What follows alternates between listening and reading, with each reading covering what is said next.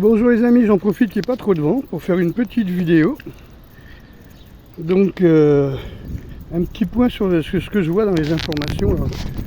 En ce moment c'est quand même un peu incroyable. On nous bassine avec un gosse,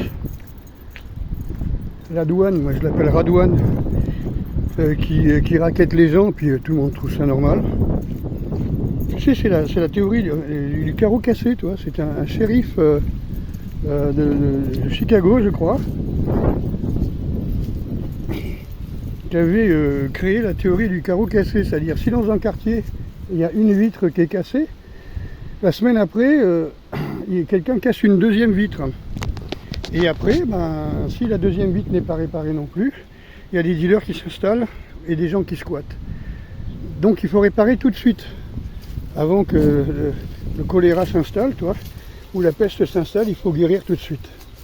Donc c'était un petit peu sa théorie, et il avait bien raison, hein. Si on laisse faire, c'est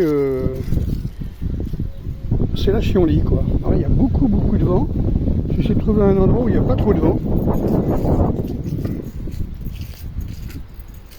Là il y a une réunion avec la mairie, donc j'attends, j'ai une demi-heure d'avance. Donc voilà, donc il paraît qu'il aurait été arrêté pour trouble à l'ordre public. Il a arrosé les flics avec un fusil à eau là. Il raquettait contre de l'argent les passages, hein. Enfin bref. Alors là, toute la gauche a trouvé ça cool, hein. Oui, mais les jeunes ils s'amusent. Enfin tu fais ça, il fait ça dans son pays, on lui casse les deux jambes, quoi, tu vois. Voilà, et puis là, puis on te parle ou pas assez de l'euthanasie. Pour moi, l'euthanasie, c'est comme la loi Yadan, là, peut-être avec un autre nom. Tout ça, ça passe ou ça va passer. Si ça ne va pas, ce sera au Conseil constitutionnel ou en 49.3, je ne sais pas. Mais en tout cas, ça passera. D'abord, pourquoi? Parce que quel pays nous envoie ces Sayamines pour nous contrôler depuis une cinquantaine d'années? Quel pays se vante, comme c'est Netanyahou qui se vantait de dire qu'il avait tout le Sénat américain avec lui, voilà, il avait la chambre des communes, je ne sais pas comment il disait là. Enfin bref, il se vantait de diriger l'Amérique, et ces sbires se vantaient de diriger la France avec ces Sayamines, hein, c'est-à-dire des gens qui sont installés là-bas en France. Alors ça peut être Darmon, ça peut être tous les Benguigui qu'on connaît, hein, ils sont là, Enrico Macias, Jacques Lang, tu vois, tous ces gens-là, ils sont là pour surveiller ce qu'on fait, et que ça aille dans le sens de leur politique à eux, chez eux. Pas le rapport avec la France, mais bon.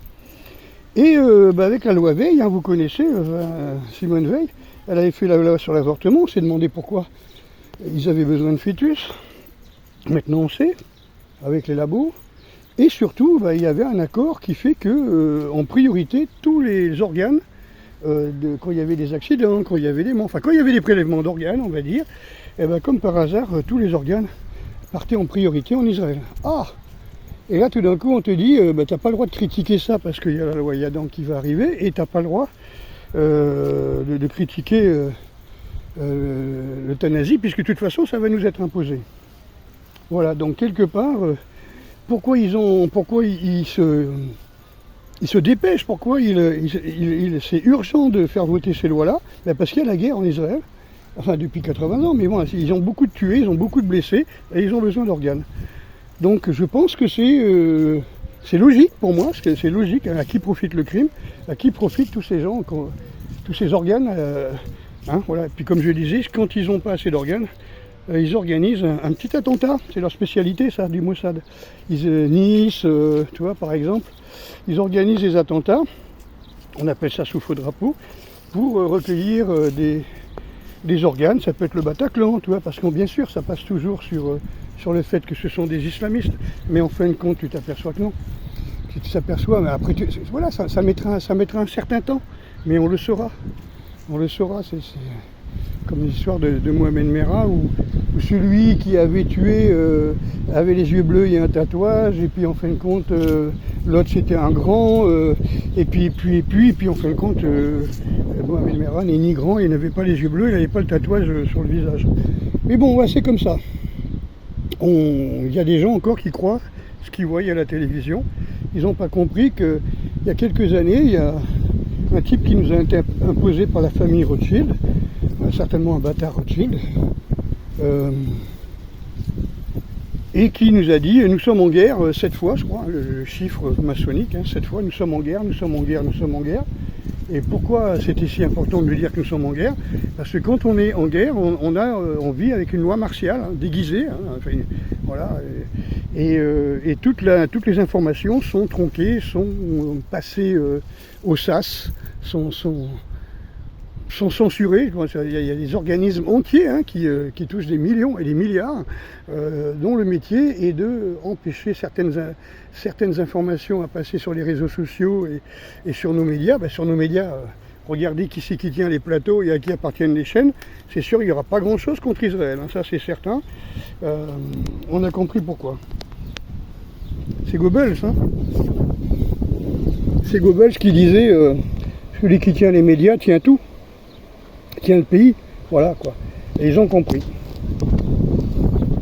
Parce que l'extrême droite, c'est méchant en France, mais par contre, en Ukraine, les nazis ukrainiens ou l'extrême droite en Israël, ça on les encourage.